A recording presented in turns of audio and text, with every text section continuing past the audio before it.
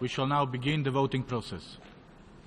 Those in favor of draft resolution A/ES-10/L22, please signify.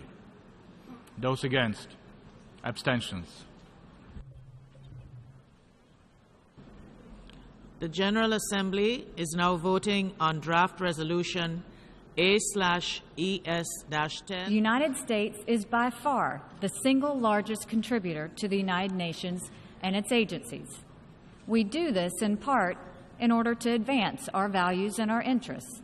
When that happens, our participation in the UN produces great good for the world.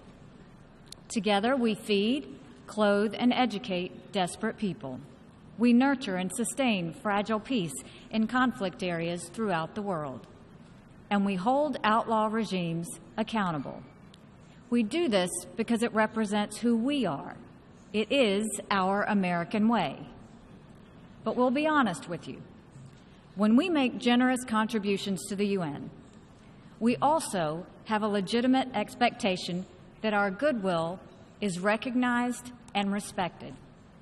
When a nation is singled out for attack in this organization, that nation is disrespected. What's more, that nation is asked to pay for the privilege of being disrespected. In the case of the United States, we are asked to pay more than anyone else for that dubious privilege.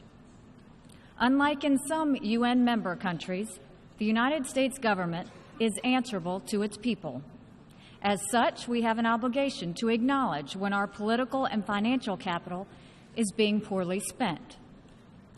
We have an obligation to demand more for our investment. And if our investment fails, we have an obligation to spend our resources in more productive ways. Those are the thoughts that come to mind when we consider the resolution before us today. The arguments about the President's decision to move the American embassy to Jerusalem have already been made.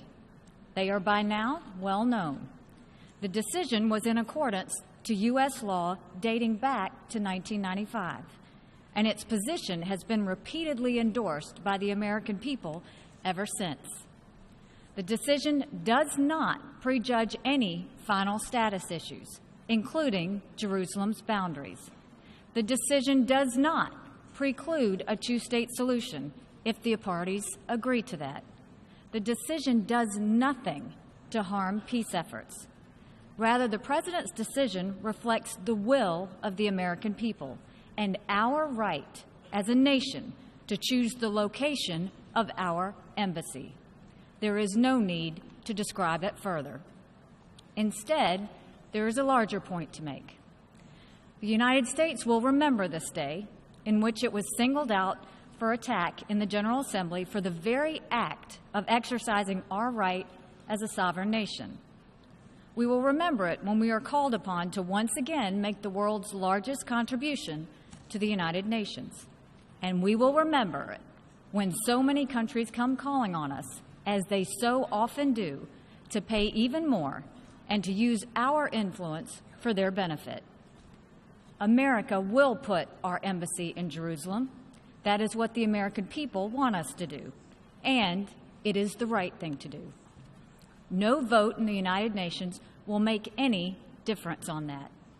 But this vote will make a difference on how Americans look at the UN and on how we look at countries who disrespect us in the UN. And this vote will be remembered. Thank you.